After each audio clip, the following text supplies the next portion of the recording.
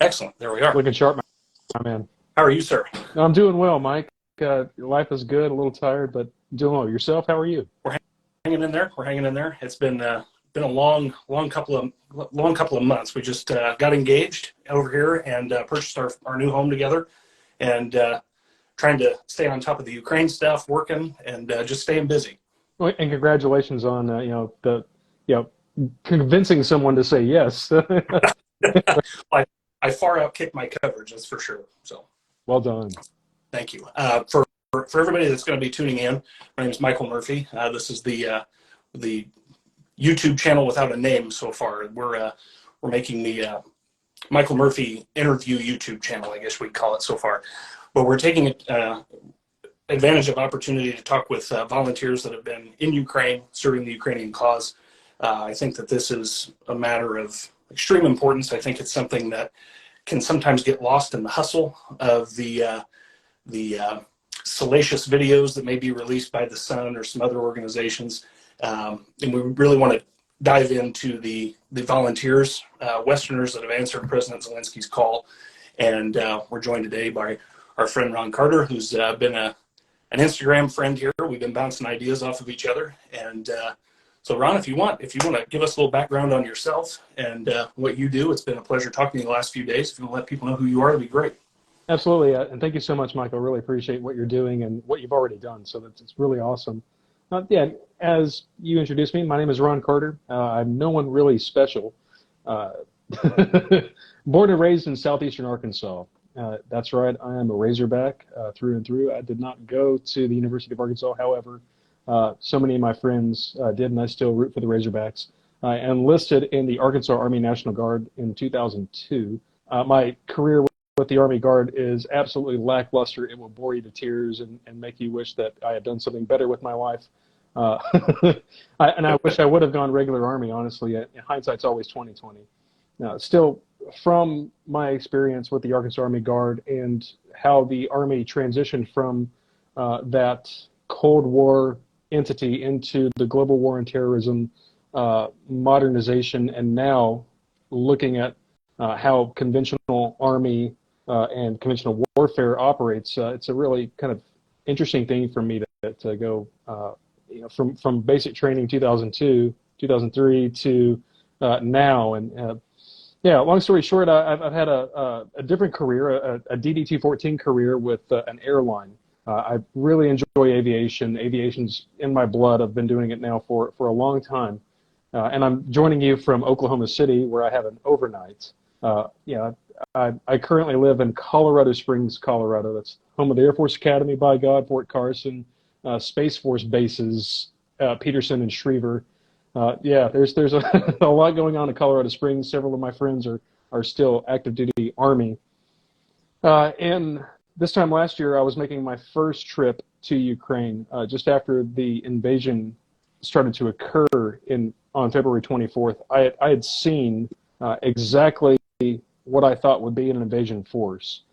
And it was interesting to me during that time period, in the months leading up to the invasion, that there was so much, I'll just call it ridiculousness. For example, during that time period, there was a lot of people saying, oh, there's not going to be an invasion. It's just President Biden being kooky. And then you also had, during that same time period, truckers in Canada that were honking horns. So a lot of interesting political and social things going on, but I was largely ignoring that and looking at so much of the aviation that was flying in Eastern Europe and Ukraine. And it became very evident to me very quickly that this was not just an exercise, that this was in fact going to be a massive full-scale invasion. And as the invasion occurred on the night of February 24th, I watched it happen, and it made me sick to my stomach that the response was so lackluster. I'm a fan of history and Cold War facts and some of the things that has been revealed since the fall of the Soviet Union in 1991. And so seeing all of that history kind of reemerge, and also the Ukrainian struggle for freedom was something that I decided very quickly I could not just be a bystander. I was a bystander. I watched in Afghanistan, as we were leaving Afghanistan, and it made me sick to my stomach to see C-17s, with literal civilians falling off the gear as, the C-17 rotated away. And so quickly I was like, I'm going to do something. I will not sit at home. And so this time last year, I was with a brand new friend, Ukrainian American named Oleg Bondanovich, and we were making our way into Ukraine for the very first time. And I was donating supplies. From there, my involvement with Ukraine snowballed. I had so many new friends from Ukraine and so many needs that had to be met that I ended up going back to Ukraine on 3 different trips besides that. So I've been to Ukraine on 4 trips, March, April, June, July, and October. I made a trip over New Year's Eve to Poland to help out some of my friends who are doing things in Ukraine, but I'm planning to go back at the end of April, and hopefully that gives you kind of a gist of who I am and what I've done. No, absolutely. And we would be remiss if we didn't thank you for your service and the compressed history of the conflict that's going on. This is all linked. This goes back to the Khrushchev days. This goes back to the Leonid Brezhnev days. This has all been culminating, and we finally reached that point. And the other day, you'd sent me a picture, actually a video that you'd done outside of a Shields, and I thought, this guy's from Illinois. He's right up the road in Springfield, and turns out there's a Shields where you are as well, because I recognize the statue. And I think it's important in discussing the history that's led us to this culminating point.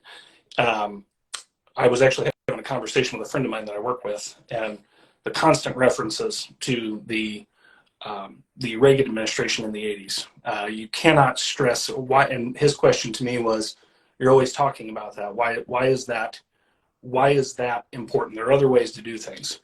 In my opinion, of course there are other ways to do things, but we saw on display hard power, soft power, to probably the greatest successful degree we've seen that in the United States of America since World War II. Confronting our enemies, man's most dangerous enemy since he began his climb from the swamp to the stars. And now that enemy is reemerged, and they're no longer communists. They are what they were defined as czarists many years ago by the CIA and our operatives. And I think that leads to a little bit more, a greater degree of danger, as it's no longer about the party. It's focused around one man. And we know that Putin has become more isolated throughout the COVID period. We know his inner circle has shrunk over the years. There was questions for a while as to whether or not Lavrov, his foreign minister, was even in the loop in these conversations that he was having. So being able to take a step back and appreciate the history of it all, and you articulating it the way that you did, I think it's vital for the American people to understand this isn't about where we are right now. And in this video game, we may not be the main character. This has been something that's been brewing for a very long time. And very similar to you, when just before the invasion kicked off, the tip of the hand to me was the blood banks. When they started moving blood supplies in around the border, that you saw it in aviation, and I believe a lot of people saw it when they started moving in blood banks. That's something with an expiration date that's going to need to be used immediately, and that was the tip off to me. So just a completely avoidable tragedy. And this is, I think it was George Shultz that said many years ago, if you're a George Shultz fan, in order for the American people to care about your foreign policy, you have to have a solid domestic policy. And I think that the social issues that you referenced earlier, I call it the political sugar that we've become addicted to, that is distracting from our role on the world stage and allowing quasi-strongmen like Vladimir Putin to take a more aggressive approach on the world stage. So I think it's important that we address these issues. But that's politics, and that's my rant on that. But when we were talking the other day, you had mentioned the organization that you've volunteered with. You want to give us a little insight as to their mission? I was able to look the group up and see the great work that you guys have done there, the essential equipment that's been delivered, and if you want to give us, who they are, what they do, and what the mission is. Sure, absolutely. So first and foremost, I've worked with 5 different nonprofits since this time last year. All of them are doing great things, each and every one of them. My friend Jack Fry started Atlas Global Aid. I have the little patch, Atlas Global Aid. And he did so after having fought with the Ukrainians in the first weeks of the invasion. He showed up, and he was a former Marine machine gunner, and they put him to work, and so he went to work fighting. Fought in Bucha and Irpin and in the north. Did really well and made a lot of really interesting connections during that time. One of the problems that he saw, of course, was, and many of us, is that while there is supply in the form of weapons, munitions, ammunition, all that good stuff, there is a lack of modernization of tools that the modern United States Army soldier or Marine have, and the Ukrainians don't. And I'm talking, of course, about night vision. I'm talking about, good plate carriers, good plates, good optics on rifles. I'm a firearms enthusiast, a competition shooter. I focus and specialize in handgun manipulations. The handguns that I've seen, unfortunately, in Ukraine are very lackluster. In fact, one of my Ukrainian friends said, this is not a weapon, it's a suicide device. So, of course, he's referring first and foremost to the rifle being the primary, but the handguns were the secondary. And so that's been really the job of Atlas Global Aid, is to supply as much non-lethal aid as possible, and then trying to identify what is and is not lethal. For example, a magazine that is for a rifle that holds ammunition, an empty magazine is non-lethal. It's not going to kill anybody, right? Optics, drones, these sort of things. Night vision itself is not a lethal aid. Now, there's strings attached with the international traffic of arms regulations that the federal government has, our federal government, and that's administered through the State Department. So the next step in all of that is how you are able to obtain these items that are regulated internationally for export outside the United States, and how you get them into Ukraine legally without breaking any laws and whatnot. Well, there's hoops to jump through and paperwork to do. However, in many cases, so much of that supply is available in Europe. You can get it, you can buy it, and so that's one of the ways that Atlas has been able to work, is to try to supply territorial defense forces, international Legion unit members, and even Ukrainian forces, regular forces, with modern, good, top-notch gear. And it's a challenge. It's a big challenge. And, of course, funding is a direct problem in that, because in order to do any of this, you have to have money to do it. But I think we're overcoming those challenges. Jack he's still full-time doing all that good stuff with Atlas Global Aid. I hope to join him again very soon. And October was one of the most beautiful things I have seen, in that we were able to deliver so much cold weather gear, plates.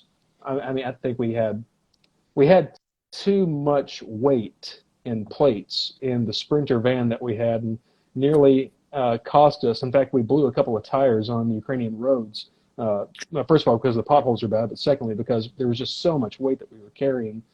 that was funny, but that's what Atlas does. And there's many of great organizations, and of course your former and hopefully again guests have spoken eloquently about the different varieties of things that need to occur. And man, everybody has a place and purpose, and I'm just happy to be a part of any of it. And by God, if Ukraine needed a janitor to clean the toilet, I would be the best toilet cleaner in Ukraine. Absolutely. Understand. No, that's fantastic. I followed Atlas for quite a while since this started. I'm a relatively new user to Instagram, but since this has started, what a community of folks. It's the same group of folks. Every time there's a post, every time there's something, it's the same names that are being shared, and it's growing. It's growing. It's growing. It's growing. It's incredible, and the good people that this has attracted. That are stepping up and doing this, the good organizations that are stepping up, the veteran community that's stepped up. It's nothing short of a miracle. You were talking about supply. You were talking about arms and equipment and standard arms and equipment, NATO standard. We hear that a lot in the media.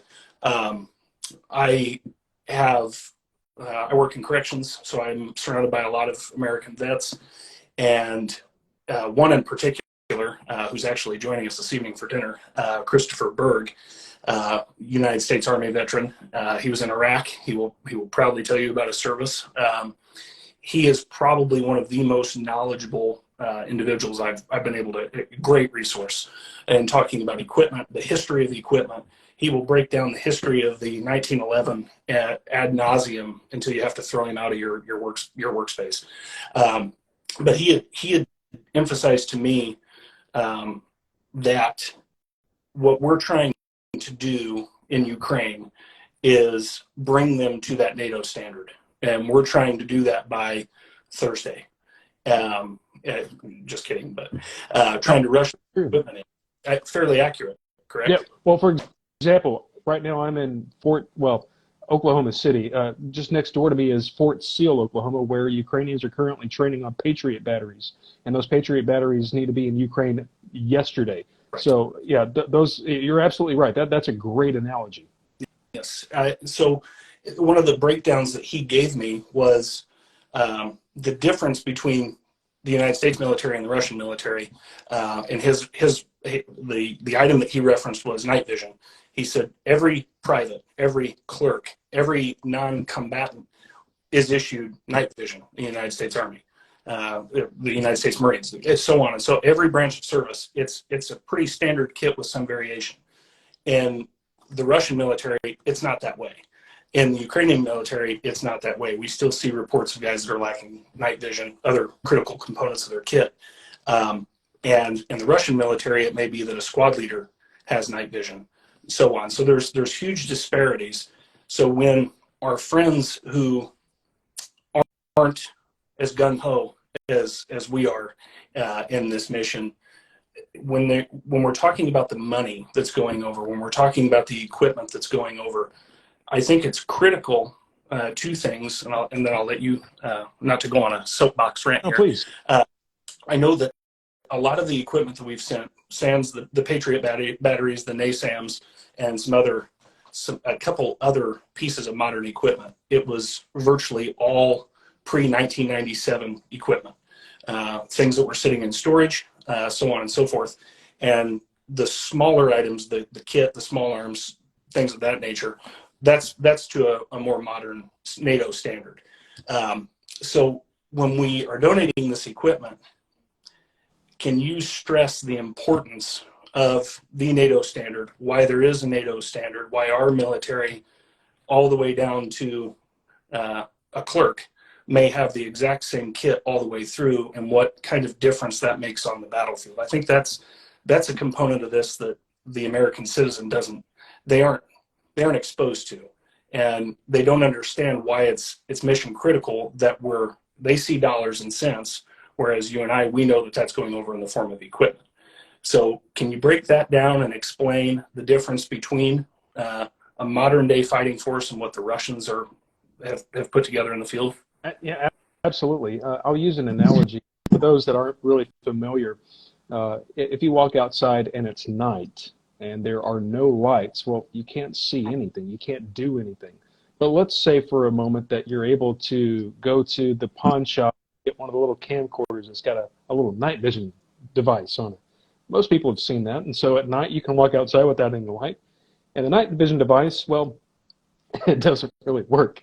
Like it might work, 2 feet from you. And if you have a bright moon, maybe you can kind of make out that that's a tree that you're about to walk into, but otherwise you can't do much.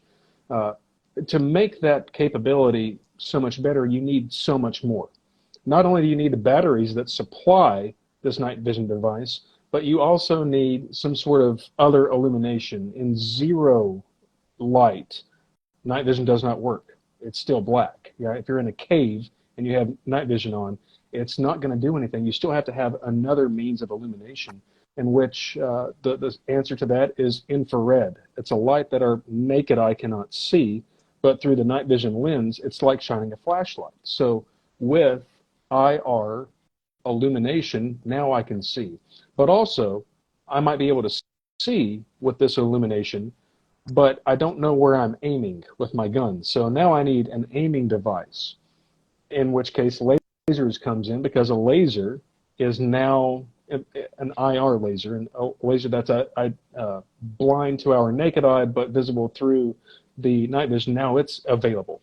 And if I have all of my teammates that have all of this gear and can see through the night and know where our muzzles are, hopefully then I can kill or capture the enemy that doesn't have this capability. They're blind in the dark. And so this is an incredible asset. And that's why the American military truly owns the night, is because we have the capability to see when our enemies don't. Now, there's other difficulties that come into this particular fashion. For example, if I'm shining that light, that IR laser, well, then it can be seen by anybody that has an optic that can perceive that light. So now I don't want to identify where I am to the enemy, and I don't want to say, hey, Mr. Bad Guy, here I am, please shoot me. And so there's other problems that go along with that. But largely, if all of my soldiers have this, then every one of them can be an asset instead of a liability. And beyond that, if I have, say, a frontline infantryman, an 11 Bravo, that his kit goes down for some reason, it can quickly be exchanged with a cook or somebody else behind the line so that he's still good to go. And NATO standard is also interesting in that we're not only talking about the components of night vision and lasers and illumination, but we're also talking about the guns themselves, the rifles particularly, because the Kalashnikov is notorious for being very difficult to mount optics on. Instead of being able to simply put the optic right on top, now you have to drill into the frame of the AK, the Kalashnikov, because the top of the Kalashnikov was never designed to have any sort of optic. The Kalashnikov was designed to be iron sights only. So now we're repurposing this, and it causes so much more frustrations to accommodate optics on top of a Kalashnikov rifle.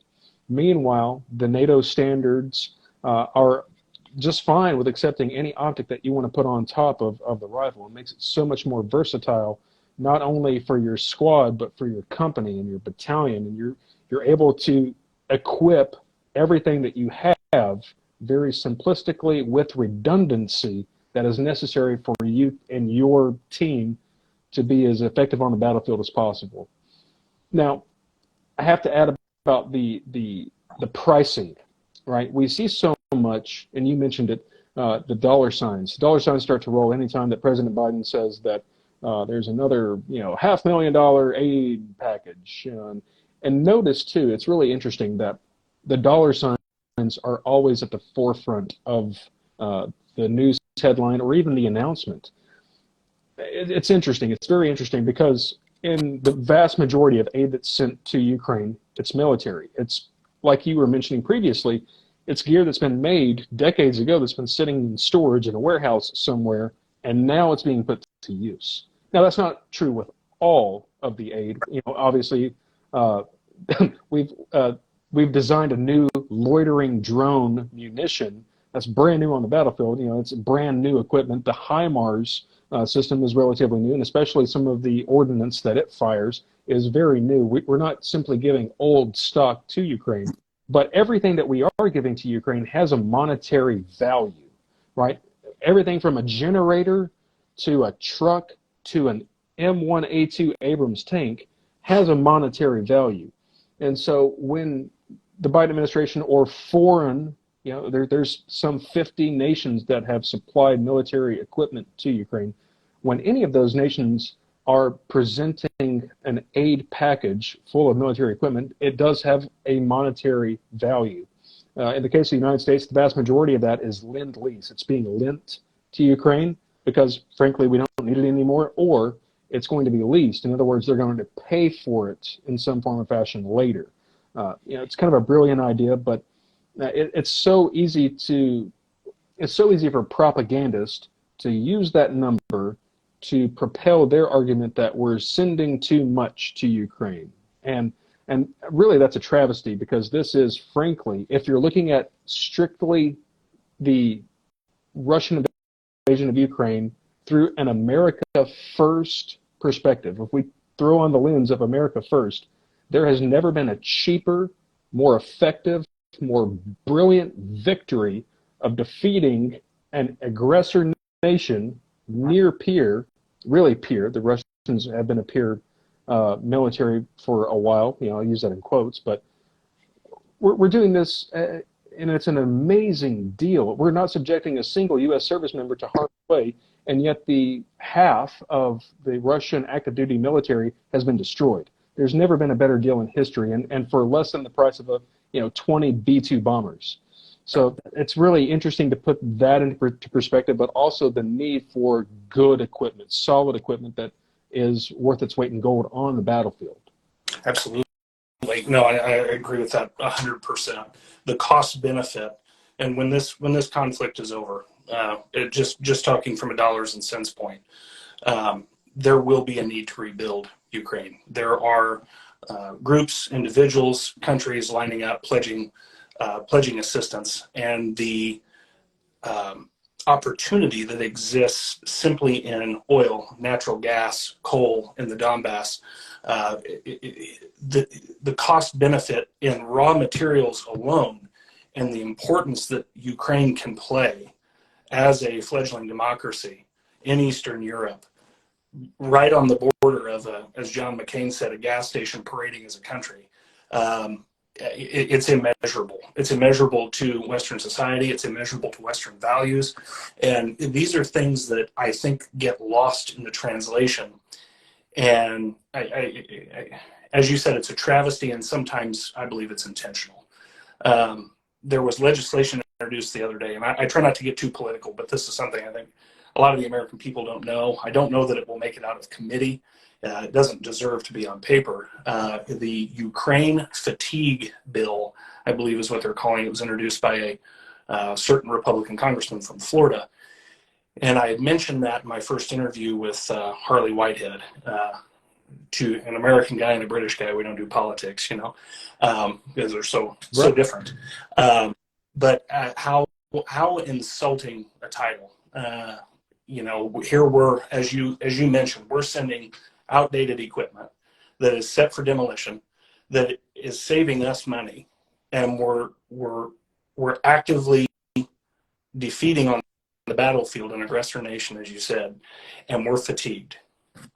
That there's the human cost that the Ukrainians are paying is it's staggering. And the moral component alone, there's no dollar amount that we could put on that, in my opinion, as a Reaganite, a fellow Reaganite, that there's no dollar amount too great, in my opinion, to help ease the suffering of the Ukrainian people and put the right arms and equipment in their soldiers' hands. It's as I said, I got a hold of that the other day. I read through it and I thought this is stunning that this is coming from the party that I've belonged to for many, many years. But I'm not getting political.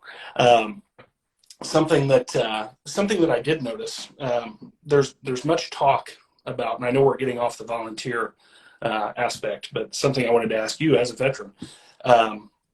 There's been much talk of the German Leopard tanks. There's been much talk of potential French Leclerc tanks. There's been much, the UK is sending Challenger 2 tanks now. They've increased their number from 14 to 28. That's unbelievable, as we know the shape of their tank fleet is not the best. And then we have committed to send Abrams tanks.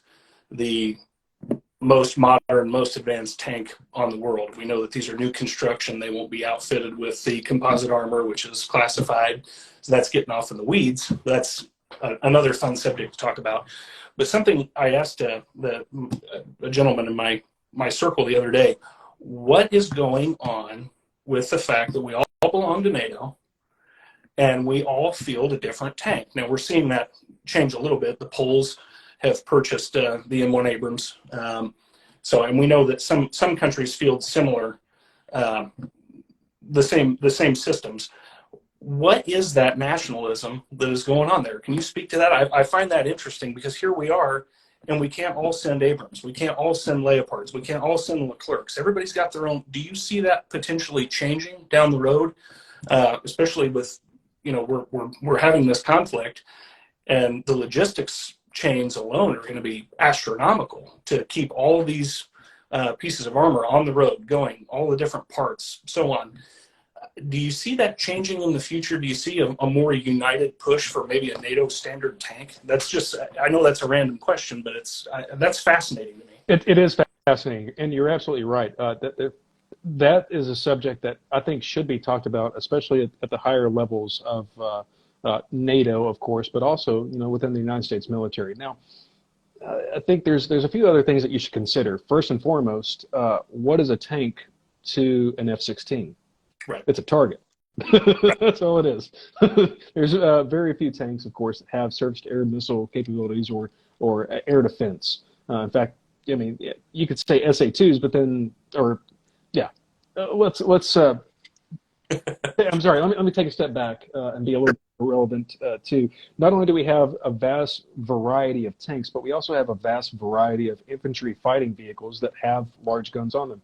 The Bradleys, of course, will be going to Ukraine very soon, along with the Abrams and Challengers and Leopards, and honestly, I don't see that that variety changing. In fact, I think that variety might even increase, and the reason for that is because there's no one perfect tool for this particular situation.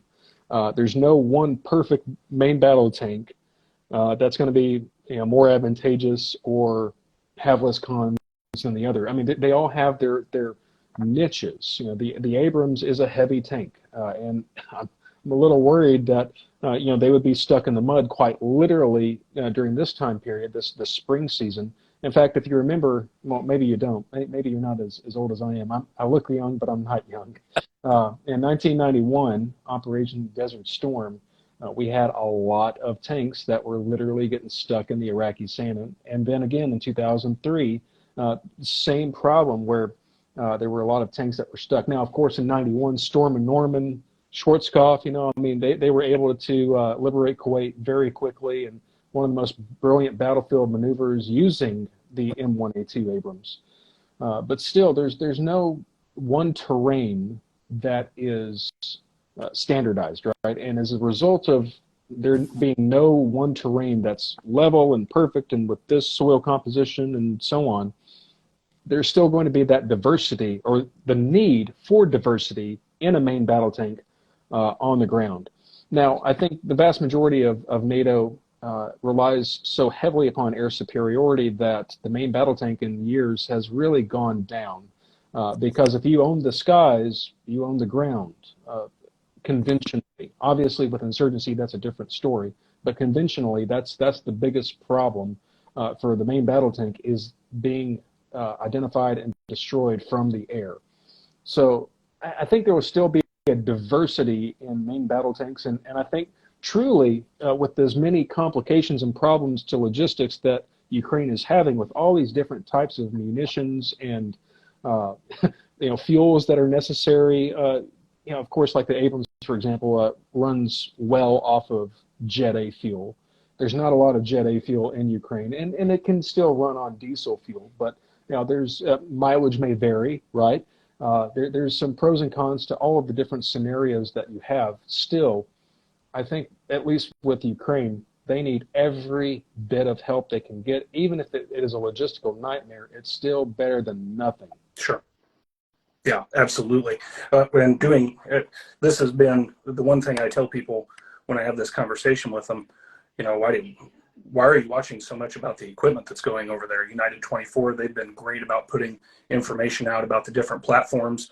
I encourage everybody, if you have any passing interest in this at all, United 24, YouTube them and check out the information they're putting out. And I tell people, I think it's imperative that we as citizens are fully engaged. If we have any opinion whatsoever on the money, so on and so forth, that's going out, we have to know what those systems are. We have to know how many they are. We have to know what they do. And as I dove into this, an M1 Abrams, that's a big tank. And the first time I dove into this, the first words out of my mouth were, "Wow, big girl." I mean, they're big girls. And the Challengers, same thing, big girls. And we know that the Soviets, as they're using the T-80s and the T-90s are there, and the Armadas, which there are not very many. They're their newer systems. Some still Soviet production. The T-80s were Soviet production, I believe. But they're a lighter tank, smaller profile. They're faster going forward. Maneuverability was the big deal. Going backward, not so much. But the Western tanks are big girls, and there was some question. General Ben Hodges, the general that I follow on this quite a bit, he said the same thing you did. The more capability that they can get in terms of systems, integrating those supply chains, so on, that's a piece of cake. They can do that. But the logistics the operational issues that they pose, the tonnage of the Ukrainian bridges, the irrigation canals in the Kherson region, and so on. It's so fascinating to me that we've gone with the bigger tank, I don't know how I want to say that, and the challenges that but you just have to believe by watching all this that the Ukrainian command has that figured out. But anyway, before we dive too far from the volunteer stuff, Right. Your next mission, you're going over and you're going to be coordinating and working with people on the ground. What does that look like for you? What is the day-to-day? So day-to-day, obviously, is making sure we have the supply where it comes in from. More often than not, we have to source from inside of Poland. Warsaw is something of like a, kind of a ground zero for all the game planning. And from game planning, get the supply, get it across the border, get it to the people who need it, but also trying to help as many people along the way as possible. It's very easy to say, okay, we want to supply this unit. But of course, our time is valuable. I wish I were a full-time, all the time there volunteer, but I simply can't afford it. So I have to kill as many birds with that single stone as I have. And so coming up on this next trip, I'll be bringing my own donations, hopefully a lot of individual first aid kits, which are always necessary for everybody from civilians to the guys that are in the trenches. But bringing that along with me, trying to get that to as many of my friends as I can. Also, just trying to identify the needs. So often it's really easy to focus on the military stuff and to forget just how many people are in need of stuff. I've got a friend of mine who's in Lviv right now. Poor guy hardly has enough money to really get by, and so just sending him a few dollars is enough. But hopefully, I can go and hug his neck when I'm in Lviv and pat him on the back, take him to a meal, and just lift his spirits. Sure. I've got some friends of mine, Ukrainian friends, who are training on American equipment in Germany, and so while I probably won't be able to see them, if I have the opportunity, not only to give them maybe some of my IFACs or try to find stuff that they need, just giving them a hug and being with them. And over the New Year's, I was able to take one of my friends, her mother, from the bus station in Warsaw to the train station, get her all squared away so that she could fly to Scotland and be as a refugee with her children in Scotland. So that's another bird that I try to kill when I'm there is not only supplying and hugging people, but also just trying to literally carry someone's bags if they need it. Outstanding. No, that's special. The human element is something that doesn't that shouldn't be getting lost. And I think that just, taking a look at your Facebook since we've become friends, checking out your Instagram, you're a great champion for that. Brandon Mitchell, another one.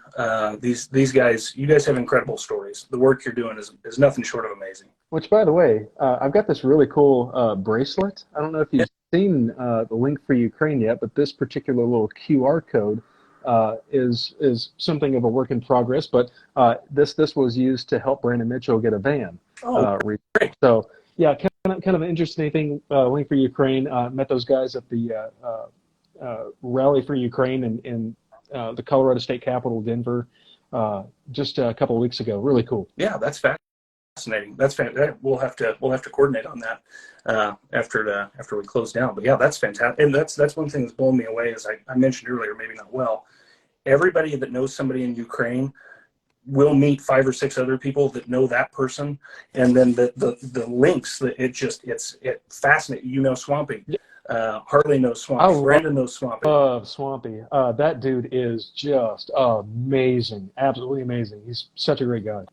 I've heard so many great stories about him, and just those connections and how they run through the Marine Corps veteran that I've become friends with, Troy Offenbecker, is over there serving, and he knows Swampy. And he said, "Hey, tell Harley about Swampy and see if they know each other." Well, they did, and it turns out they may have met in Mykolaiv when Troy was stationed there. So it's just that connection and how that flows down the chain. It's unbelievable. But well, my friend, I'll tell you what, this has been fantastic. Let's do it again. Absolutely, man. I'd love to. Thank you so much, Michael. You're doing such a great job. Well, thank you, and you as well. And we'll keep the conversation going off here and look for more ways to help. Harley's got a veteran or a volunteer Q&A coming up that I'd like to help him with. And I just keep going. The work that you're doing, again, it's Western values on full display. And when every one of us is involved in a cause like this, and even when there's the naysayers, I think that light that shines from the West, it won't be dimmed. And I believe that. I agree. Yeah, 100%, brother. Wonderful. Well, Ron, thank you for your time very much, and thanks for everybody for tuning in, and we'll talk soon. Double botching now. Papa. Goodbye, my friend. Yeah.